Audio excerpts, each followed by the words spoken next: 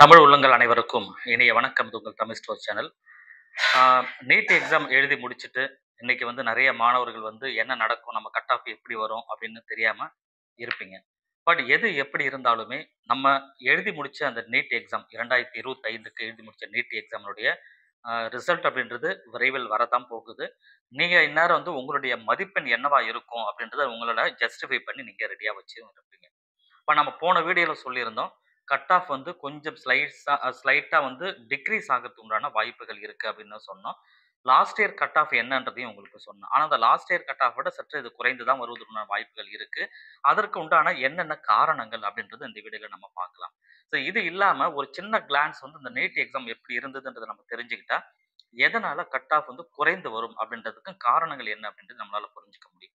First வந்து பார்த்தீங்கன்னா, கிட்டத்தட்ட ஒரு 22,00,000 மாணவர்கள் கிட்ட எழுதியிருக்காங்க. நம்ம இந்தியா முழுக்க இந்த வருடம் 22,00,000க்கு மேற்பட்ட மாணவர்கள் வந்து எக்ஸாம் எழுதியிருக்காங்க. இது டாப் மோஸ்ட் ஒரு எக்ஸாம், ஒரு காம்படிட்டிவ் எக்ஸாம்ல மிகப்பெரிய எக்ஸாம் அப்படின்றது இந்த யுஜி நீட் அப்படின்னு சொல்றது.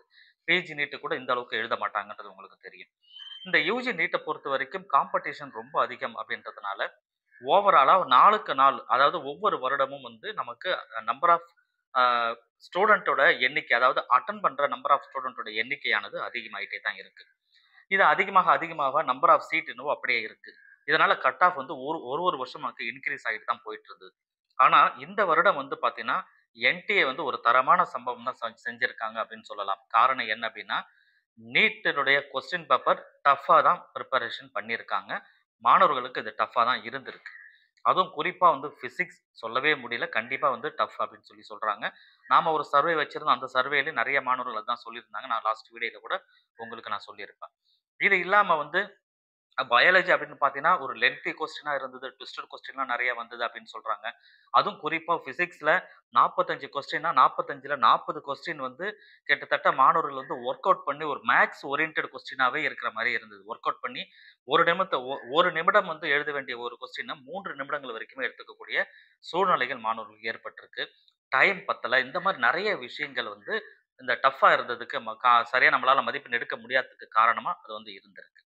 சரி, எது எப்படி இருந்தாலுமே, இப்ப ஓவரால் டஃப்ன்னு தெரிஞ்சிருச்சு. மாணவர்கள் மதிப்பெண் சற்று குறைவா தான் எடுப்பாங்க அப்படின்னு தெரியுது. நம்ம அடுத்த சர்வே ஒண்ணு குடுக்க போறோம். அந்த சர்வேல உங்களோட மதிப்பெண் என்னன்றத நீங்க என்னவா இருக்கும்ன்றத நீங்க சொன்னீங்கன்னா, அத வச்சு கட் ஆஃப் பிரெடிக்ஷன் எந்த அளவுக்கு இருக்கும்னு நம்மளால சொல்ல முடியும். நான் சொல்றேன் உங்களுக்கு. அது எக்ஸ்பெக்டட் கட் ஆஃப்ன்றது இப்போதைக்கு நம்மளால சொல்ல முடியாது. காரணம் என்ன அப்படின்னா, நம்ம இன்னும் கொஞ்சம் நாட்கள் போகணும். ரிசல்ட் அட்லீஸ்ட் வந்தா தான் நம்மளால ஓரளவாவது பிரெடிக்ட் பண்ண முடியும். பட் இருந்தாலும் அதற்கு முன்பு ஒரு சர்வே நம்ம எடுத்து வைப்போம். யார் யார் எவ்வளவு மார்க் எடுப்பீங்கன்றது என்கிட்ட நீங்க வந்து உங்களுடைய க கமெண்ட்லயோ அல்லது நான் குடுக்க போற சர்வேல நீங்க டீட்டெயில் சொல்லுங்க. நம்மளோட டெலிகிராம் சேனல்ல இந்த வீடியோ கீழ டிஸ்கிரிப்ஷன்ல இருக்கு. அத நீங்க ஃபாலோ பண்ணுங்க. அதிலேயே நெறைய விஷயங்கள் உங்களுக்கு நான் குடுப்பேன். சரி. இப்போ வந்து கட் ஆஃப் குறைவதற்கு உண்டான வாய்ப்புகள் என்ன அப்டின்னா, இப்ப அந்த டஃபஸ்ட் டீட்டெயிலா நான் சொன்னேன். இதுவும் ஒரு காரணம் தான். இப்ப எதனால இந்த வருடம் வந்து டஃப்பாவும் குடுத்துருக்காங்கன்னா, லாஸ்ட் இயர் நடந்த பிரச்சனைகள் உங்களுக்கு தெரியும். கிட்டத்தட்ட வந்து பார்த்தீங்கன்னா, ஆ நமக்கு இந்த இந்த வருடத்திற்கே வந்து second year, third year repeat எழுதுற 2வது வருடம் எழுதுற மாணவர்கள், 3வது வருடம் எழுதுற மாணவர்களுமே வந்து அதிகமா எழுதியிருக்காங்க. அவங்களுமே இது டஃப்பா இருந்திருக்கிறதாவும் சொல்றாங்க. சரிங்களா? போன வருஷம்லாம் நமக்கு 1000 பேருக்கு மேல 700க்கு மேல 1000 பேர் எடுத்திருந்தாங்க. கரெக்ட்டுங்களா? அப்ப 720க்கு 720ன்றதும் அதிகமான மாணவர்கள் எடுத்திருந்தாங்க. இதனால தான் சந்தேகங்கள் வந்து நெறைய பிரச்சனைகளும் வந்துட்டு இருந்தது. ஸோ இதெல்லாம் ஓவர் கம் பண்ணணும். இந்த மாரி பிரச்சனைகள் இதுக்கப்புறம் வரவே கூடாது அப்படின்றதுக்காக தான் என்டிஏ பொறுத்தவரைக்கும் என்ன பண்ணிட்டாங்கன்னா, நமக்கு டஃப்பாவே கொஸ்டின் பேப்பர் பிரிப்பேர் பண்ணி குடுத்துட்டாங்க. சரி, ஓகே. டஃப்பா இருந்தது. ஸோ அதனால வந்து நமக்கு வந்து கட் ஆஃப் வந்து சற்று குறைந்து வரணும். எவ்வளோ குறைந்து வருவதற்குண்டான வாய்ப்புகள் இருக்கு அப்படின்னா, நான் திரும்ப சொல்றேன். Last year summary last video கடைசியா நான் இதுக்கு முன்னாடி போட்ட வீடியோவ நீங்க பாருங்க. இதுல 2024 கட் ஆஃப் நம்ம குடுத்துருக்கோம். அதிலிருந்து அதிலிருந்து உங்களுக்கு சற்று குறைந்து வரும். குறைந்து வரும். இது கன்ஃபார்ம் தான். டவுட்டே கிடையாது. எவ்வளோ குறைந்து வரும்? 50 மதிப்பெண்ணும் குறையலாம். 60 மதிப்பெண்ணும் குறையலாம். மேபி சில கேட்டகரிக்கு 100 மதிப்பெண்ணும் குறையலாம்.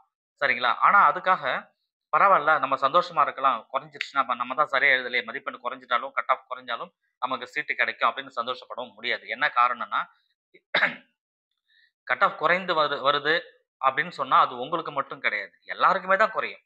அதே நேரத்தில கொஸ்டின் பேப்பர் டஃப்பா இருந்ததுன்னா, உங்களுக்கு மட்டும் இல்ல, எல்லாருக்குமே தான் டஃப்பா இருக்கு. அப்ப எல்லாருமே மதிப்பெண் சற்று குறைந்து வரும் அப்படின்னா, கட் ஆஃப் ஓவராலா குறைஞ்சுனா, அது எல்லாருக்கும் தான் பெனிஃபிட்டா இருக்கும். அதனால தான் வந்து கட் ஆஃப் இன்கிரீஸ் ஆனா எந்த அளவுக்கு இருக்கோ, அதே அளவு டிக்ரீஸ் ஆனா அது எல்லாருக்குமே வந்து பயன்படும் அப்படின்றது தான். பட் இருந்தாலுமே, ஒரு விஷயம் நீங்க புரிஞ்சுக்கணும். கட் ஆஃப் குறைந்து வருது அப்படின்னா, ஒரு 50 மதிப்பெண் குறையுது லாஸ்ட் இயர கம்பேர் பண்ணும்போது, அல்லது ஒரு 100 மதிப்பெண் குறையுது அப்படின்னாலும், குறைந்தால் குறைந்தால் நான் சொல்றது குறையும். ஆனா எவ்வளோ நமக்கு இப்போதைக்கு சொல்ல முடியாது. நான் ஏற்கனவே சொன்ன மாரி சர்வேல நீங்க குடுங்க. அத வச்சு நான் சொல்றேன். அப்படி குறைந்ததுன்னா, சந்தோஷம் தான். உங்களுக்கு சீட்டு கிடைச்சா அத விட சந்தோஷம் வேற எதுவுமே கிடையாது. பட் எது எப்படி இருந்தாலுமே, நீங்க உங்களுடைய மனச தைரியமா நீங்க சில விஷயங்கள வச்சுக்கணும். என்ன அப்படின்னா, கட் ஆஃப் குறைஞ்சு வருது. நமக்கு சீட்டு கிடைச்சதுன்னா சந்தோஷம். சீட்டு கிடைக்கலன்னா அடுத்த வழி இதுன்னு சொல்லி முன்கூட்டியே உங்களோட பிரிப்பரேஷன் வச்சுக்கங்க.